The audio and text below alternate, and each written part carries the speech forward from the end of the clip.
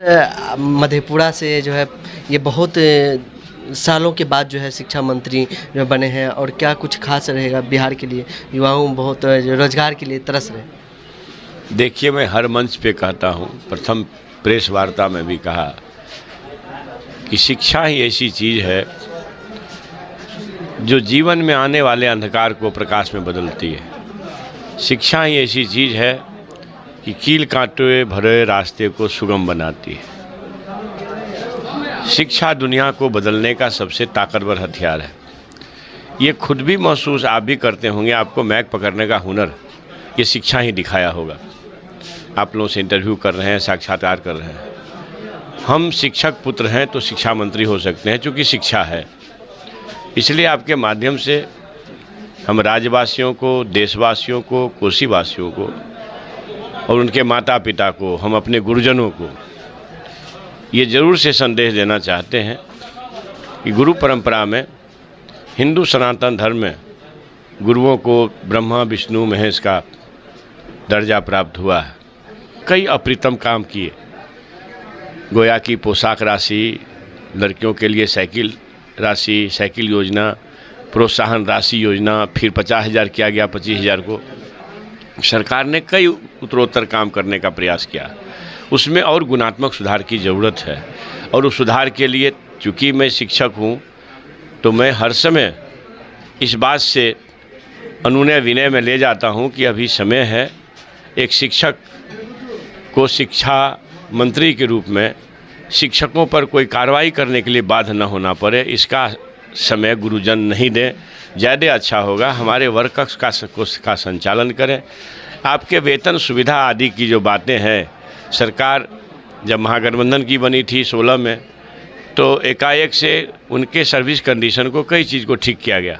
तो जिस बात के लिए, जिस शिक्षा के लिए ये पूरा विभाग 51,000 करोड़ रुपया लगाती है, आप सबको मालूम होगा, हम कई अवसर पर बोले हैं कि सबसे बड़ा आकार शिक्षा का है बजट का, 51,000 करोड़ का। 42-43,000 करोड़ उसमें वेतन में के मद में ही लगते हैं।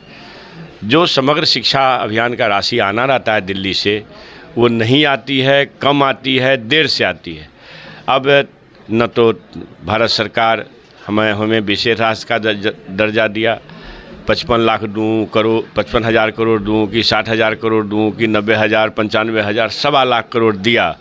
ये चौड़ी छाती वाले जो हैं, छत में चौड़ी छाते वाले, इससे जवाब देशवासी राज्यवासियों को करना चाहिए कि भाई आपका कहाँ गया 1.25 लाख करोड़, 1.25 करोड़ आया कि नहीं, 1.25 लाख आया कि नहीं। और इस तरह से हमारे हिस्से को काट रहा है। जीएसटी, विभिन्न तरह के टैक्स बिहार सरकार देती है। इसके टैक्स के भी हिस्से की राशि अगर भारत सरकार दे दे ना, जितना हम टैक्स भरते हैं, तो हमें यह सब तकलीफ नहीं होगी। तो आपको समग्र शिक्षा अभियान का 40% देना है, वो भी नहीं देते हैं। इस बार आज से कोई 7-8 दिन पहले जो कैबिनेट की बैठक हुई, इसके पिछले कैबिनेट से पहले कैबिनेट, तो 94 अरब 40 लाख करोड़ रुपए का निकासी हुआ। अब समझिए कि 94 अरब 40 लाख, तो ये राशि इतनी होती है कि वो कम नहीं होती है। लेकिन इसमें भारत सरकार का अंशदान अभी कुछ नहीं है। राज्य सरकार ने शिक्षकों के हित में अंतर वेतन की राशि और वेतन की राशि का ये 94 अरब रुपया लगभग दिया। नेल्सन मंडेला ने कहा कि दुनिया को बदलने का सबसे ताकतवर हथियार शिक्षा है, और ये कहते हैं कि शिक्षा से अहंकार बढ़ता है। तो शिक्षा अमृत है, और गुरुजनों का आपके माध्यम से कहना चाहता हूं कि आप भैया 7वें चरण की बहाली, 8वें चरण की बहाली, 6ठे चरण की बहाली अभी जारी है। ये समय से पूर्व होगी। माननीय मुख्यमंत्री जी का संकल्प है। भाई, स्वाधीनता दिवस के अवसर पर इतने बड़े पैमाने पर लोगों ने संकल्प व्यक्त किया, इसमें संदेह करना भी नहीं चाहिए। और हमारे तेजस्वी यादव जी तो बेरोजगारों को रोजगार, नौकरी देने के लिए सबसे पहले संकल्पित हैं, और उस बात पर हमारे माननीय मुख्यमंत्री जी भी मोहर लगाए। तो भाई, इतना अच्छा अवसर है, और शिक्षा विभाग में तो इतनी बहालियां हैं कि वो सीटेट और बीटेट वाले सब कम पड़ जाएंगे, फिर से परीक्षा आयोजित करनी होगी। इसलिए इस पर ज़्यादा नहीं नुक्ताचीनी करनी चाहिए। लगातार अभी भी सोशल मीडिया पर चल रहा है, तेजस्वी यादव जी का भी बयान आ रहा है कि भाई हम इसकी बहाली जल्द कराएंगे। तो जल्द करेंगे तो ये बात तो समझिए ना कि जिनको 8 साल में 16 करोड़ देना था उसके लिए कोई गुस्सा नहीं है। 8 दिन की सरकार से आप चाहते हैं अभी कर दो, तो ये तो उचित नहीं है। छात्र जो हैं, जो करोड़ों छात्र हैं, उनके भाग्य के आप ही निर्माता हैं। इसलिए इस बात को समझें, इस मर्म को समझें और शिक्षा में अपनी पूरी तन्मयता से लग जाएं।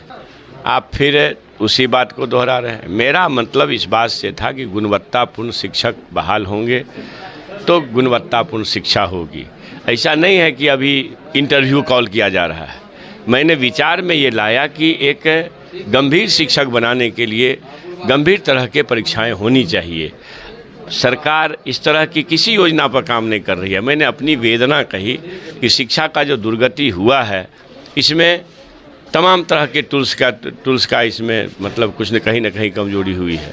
इसलिए इस तरह के योजना पर सरकार काम कर रही है, ऐसा नहीं था। ये मेरे व्यक्तिगत एक विचार थे कि मतलब इस तरह के परीक्षाओं से लोगों को गुजरने में परहेज नहीं करना चाहिए। लेकिन ये जो सीटेट का एग्ज़ाम होता है और जो सरकार ने जो मानदंड तय किए हैं 60% फिर 55%, तो ये मान के चलिए कि एक तरह से गुणवत्ता के ही आसपास वो लोग बेचारा तैयारी किया और अच्छी तरीके से पास किया है। और सरकार ने एक मानदंड भी तय कर दिया कि हम 60% से समान वर्ग में नीचे नहीं लेंगे। EWS को 5% की छूट है, तो महिला को 5% की छूट है और OBC EBC को भी 5% की छूट है। तो उसमें हमको गुणवत्तापूर्ण शिक्षक मिल जाएंगे, तो फिर उसके इंटरव्यू की क्या ज़रूरत होगी। ये तो मेरे मन में एक बात आई जो हमने कहा, और उसको इतना तुल भी नहीं देना चाहिए था।